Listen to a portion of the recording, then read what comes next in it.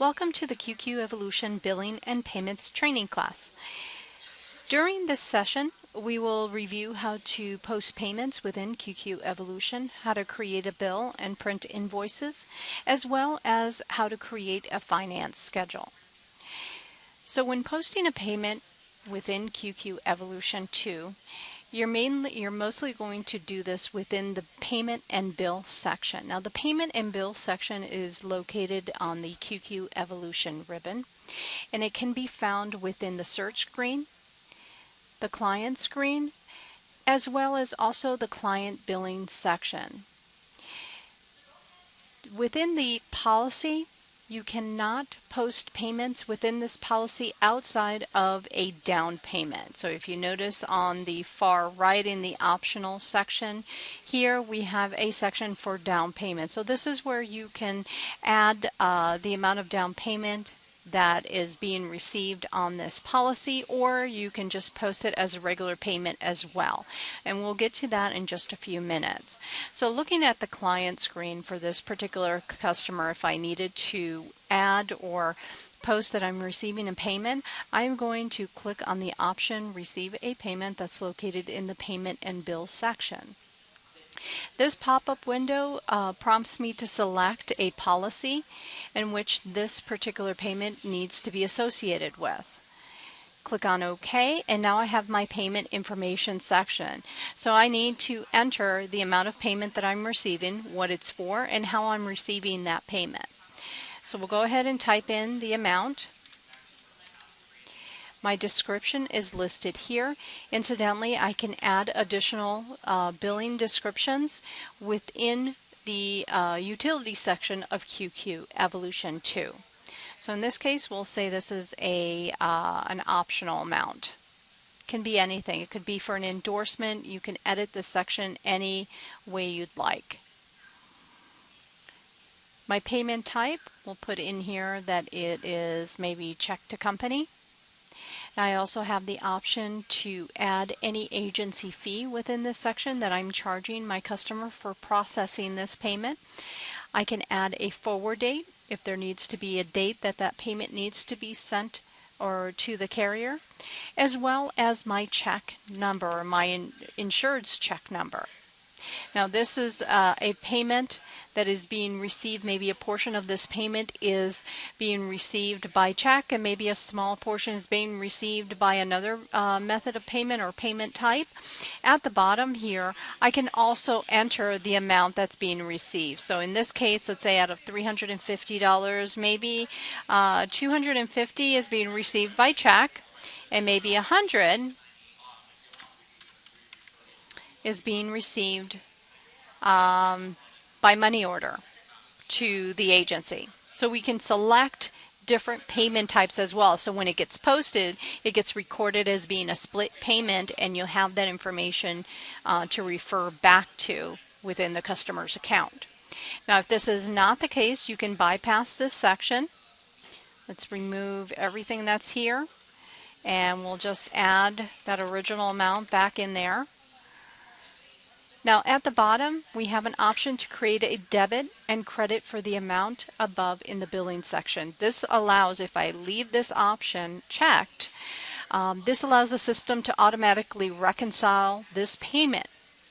So if I've taken this payment and uploaded the check to the carrier's website and the carrier has been paid, then I want to make sure that this box is checked. However, if this payment is being swept out of my account at a later time and you want to keep track of that information, so once it does get swept out, you can reconcile that, then you'll need to uncheck this box so it creates a credit on the customer side.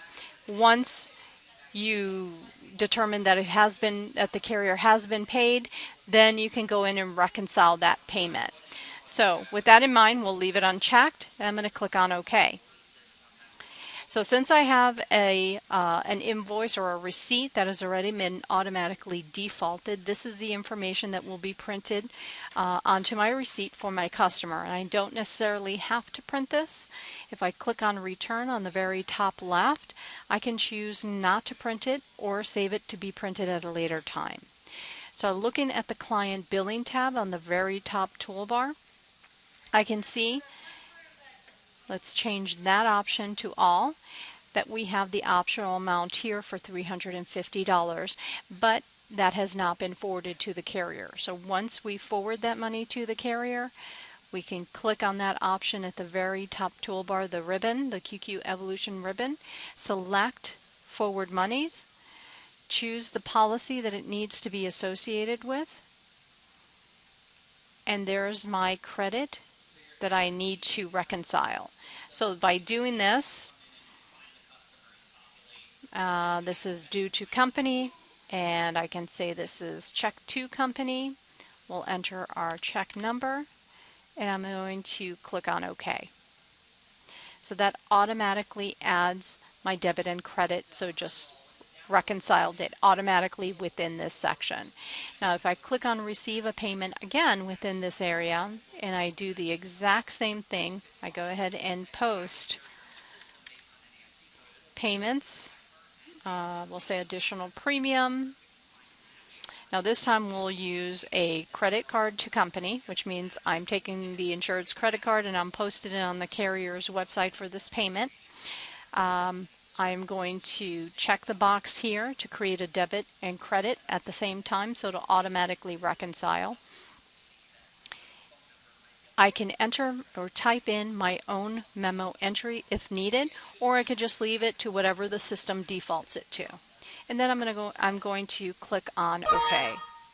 Now, when I choose credit card, if within my utility section I have the option to prompt the user to enter the confirmation, the credit card confirmation number, this is the pop-up message that they'll receive if no confirmation number has been entered. So the payment can't, or the posting cannot process without that confirmation number. So I'm going to click on OK, and I'm going to go back to this section and I'm going to enter my confirmation number. Now if I do not want to print a receipt, I can simply click on this drop down arrow and select none, so no receipt will be printed or created. And then I'm going to click on OK. At that point, here's my debit and credit, and the system has already reconciled this payment. Now if I wanted to post a down payment that I'm collecting on a policy, I can either do it here and receive, when I select receive a payment, all I have to do is select the down payment option and just follow the same steps. Or I can go to this policy and I can record it directly on this particular policy screen that I'm receiving a down payment for this particular policy. So in this case, I have in the policy info section, I have a payment type, which I can indicate. Maybe that was check to company or maybe check to agency. I can enter my check number. And then on the far right, in the premium down section, I can enter the amount that is being received as far as a down payment. Once I tab over, my pop-up window appears, and this is basically what I'll see on my receipt. So I have agency fees that total $27 that I'm charging the customer for this policy. I have a down payment that I'm collecting of $741. I also, the total amount due from this customer is going to be $768 total, and that's together with the agency fees. Now, right below there, I have an IOU amount. So if this amount is being collected in its entirety, then I can bypass this section without entering any information. However, if the insured is only paying a portion of this down payment, and maybe they're going to pay the other portion at a later time, then I can create an IOU amount, which creates a debit on the customer side in client billing section, and I can even enter a due date that allows me to track that on a report. So in this particular example, I can put in, let's say $250 is what they're going to owe me. So we're collecting $518 from this customer. but they still owe me $250 by, let's say, maybe June 15th.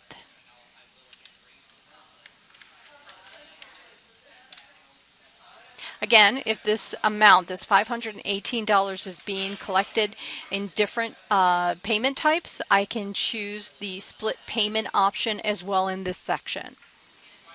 If not, just leave that empty. It will pick up on the information that you entered as far as the check number and the payment type that you entered on the policy screen and pre-fill this section for you automatically.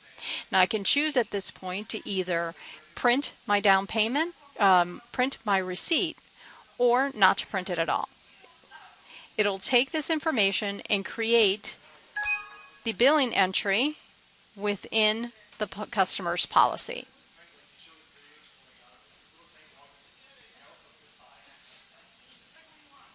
So there is the amount due of $768.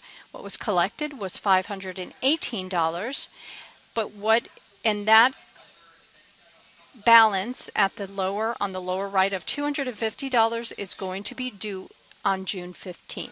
So now I can run reports that will keep track of that information and make sure that our agency is paid for that outstanding amount from the insured. Now when I enter that information on the policy screen, what it also does on the company billing side is it will create the total amount due as far as, and here it is right here.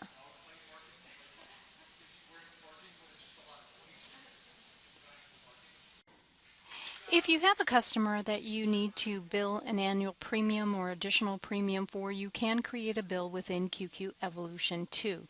Simply click on the Create a Bill option that's located within the Payment and Bill section. Select the policy that you're creating that bill for or need that bill to be associated with, and then enter the amount that is due. You're going to also enter in the description or select the reason that this payment is due. So if it's for an annual premium, you can go ahead and select that. Enter the due date in which you would like to receive this payment.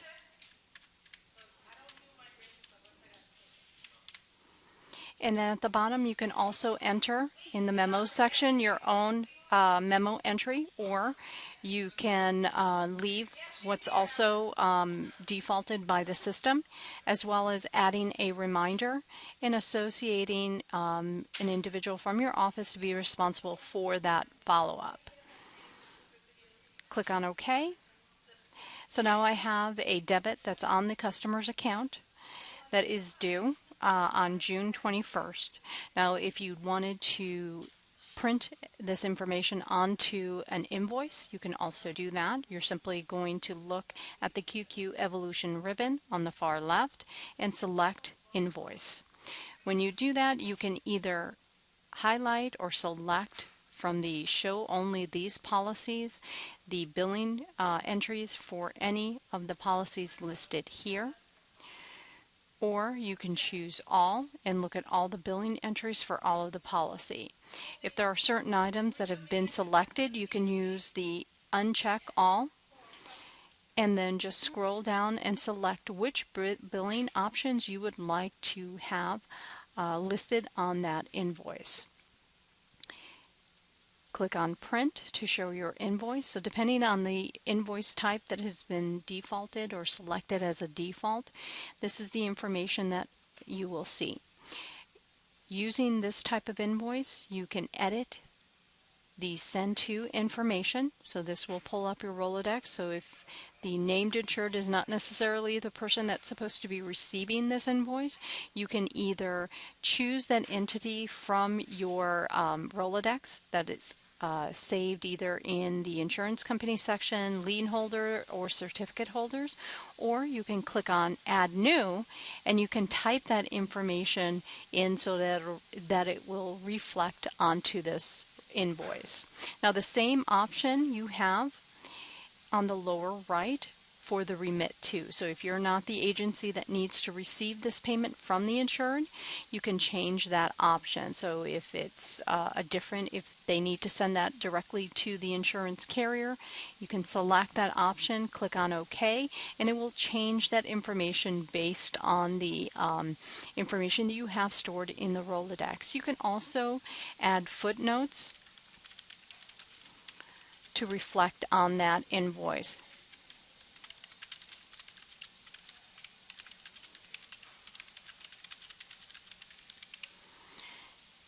Once you're done, you can choose to print, or you can simply close out of it. If you close out of it, it will not save a copy to your system. You have the option when you're in the printing section to either print a hard copy, or you can email this directly to either the insured. Now the information that could pull, the send to information, gets pulled directly from the client screen. So if this is not correct, you can either click on this icon here on the right to access your information within your Rolodex, or you can simply type over it. You can type in your own body of the email, or you can simply choose maybe a template email letter that you've saved within QuickWord.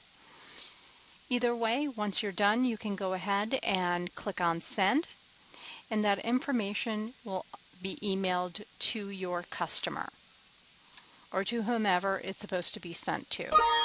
Now, once that email is sent, you do have within the memo section a history of that information being sent out, as well as a copy of that email, or invoice I should say, within this section. Now, once an email is printed out or emailed, it cannot be edited within the letter section. So if there's any adjustments that need to be done to this invoice, it cannot be done directly within this section. You will need to go back and recreate the invoice.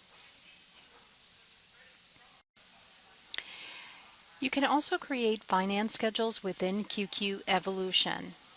To start the process in creating finance schedule, you can do it in one or two ways. The first is to click on Create Finance Schedule. That's located in the Payment and Bill section within QQEvolution. Or if you're in the policy itself for that particular policy that you need to create the finance schedule, you're going to look on the far right column, the optional column, and you're going to enter the number of payments, or simply double click on that to open up the window. Your first step is to choose the installment type, or how this finance schedule is going to be paid, whether it's going to be on a monthly, quarterly, or semi-annual basis. You're going to then enter the dollar amount, of course, and the number of payments that are included or need to be created within this finance schedule. Your next step is to add the date that the first payment is due. You can associate this particular finance schedule to a CSR or to an agent within your office. This option here to create a finance schedule in the billing screen will need to be checked if you're the agency that's going to invoice and collect the payment, which means that this allows the system to actually create within the billing section individual or a finance schedule that you can track as well, an invoice. Right below that at the very bottom, if you want the system to add automatic reminders that a payment is coming due, you can go ahead and enter the number of days prior to the due date that you want to be reminded of this payment. Once you've done that, you can go ahead and click on OK. So that particular finance schedule then will be created within the customer's account here in the client billing section. Now if we double click on this line item, you'll see the different payment options and due dates that are that have automatically been set up for this account. Now if I wanted to make any adjustments to this information, I will need to do this manually into each and every installment. So if I needed to change this date or maybe the amount that is due, I can do so, but I just need to do it directly in this section. So if I change this date to, let's say, July 10th, It'll change it just for that installment. It will not change or alter any other information for the other installments. Now I have the option on the far right to either void or delete this particular payment as well. Once you're done, simply click on OK. If you do need to print this information onto an invoice, you're going to follow the same procedure you did when you created a bill. You're going to click on Invoice, uncheck all of the billing options, and just check the information that needs to be represented on your invoice. Click on Print so that information does get transported or gets added into your invoice for you to either print or email right out of QQEvolution. We'll go ahead and close out of this. That basically concludes our presentation or our training session in the QQEvolution billing and payment section. Thank you.